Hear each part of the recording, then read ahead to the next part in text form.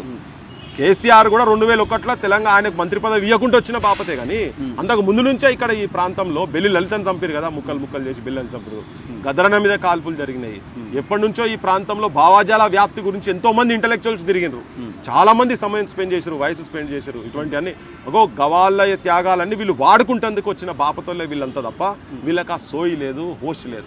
కేసీఆర్ అంటే ఆయన కూడా ఇవాళ వచ్చి ఆయన చేసిన తప్పులు వచ్చి ఇక్కడ ముక్కు మీద నేలకు రాయని ఉండే కానీ ఆయనే రాలేదు, కేసీఆర్ రాలేదు. వీళ్లకు తెలంగాణ సోయి లేదు. ఈ ప్రాంత అమరుల మీద కూడా పైసా ఈసుమంత మందం కూడా ప్రేమ లేదు, అభిమానం లేదు, గౌరవం లేదు.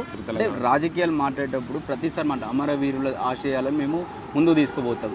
ఇదైతే ప్రతి నాయకుడి నుంచి వస్తాయి. అక్షిత్ వాళ్ళ ఆశయాలను సాధించడం అనేది చాలా దూరం విషయం.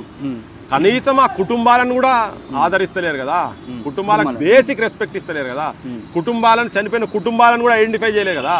వీళ్ళ నోర్లా మోరిలా ఇంకా అర్థం కాదు. 1200 మంది చచ్చిపోయారని ఇక్కడనే ఉన్న అసెంబ్లీ సాక్షిగా చెప్పిండు గత ముఖ్యమంత్రి. ఈయన వచ్చిన తర్వాత నేను వచ్చినాక రాగానే 100 రోజుల లోపల ఐడెంటిఫై చేసి ఆ కుటుంబాలను ఆదుకుంటా అన్నారు. కానీ నేను ఇంతకుముందు మీ దాంట్లో మన తొలి వెలుగులో కూడా వచ్చింది, రఘుతో కూడా ఇంటర్వ్యూస్ జరిగినాయి, ఇక్కడ చాలా ఛానళ్లతో కూడా జరిగినాయి. వాళ్ళు మొత్తుకున్నారు, అప్లికేషన్ ఫామ్లు పట్టుకొని ఉన్నారు. ఇక్కడ ప్రజాభవన్ దగ్గర దర్బారాన్ని పెట్టిరు కదా, ఇప్పుడు దాని దగ్గర కూడా పోయి ఇచ్చిండ్రు, అప్లికేషన్లు ఇచ్చారు. కలెక్టర్ చుట్టూ చెప్పులు అరిగేదాకా మొత్తం తిరిగి యాస్టకు వచ్చి ఇవాళ ఇక్కడికి రాలేదు. కానీ వాళ్ళు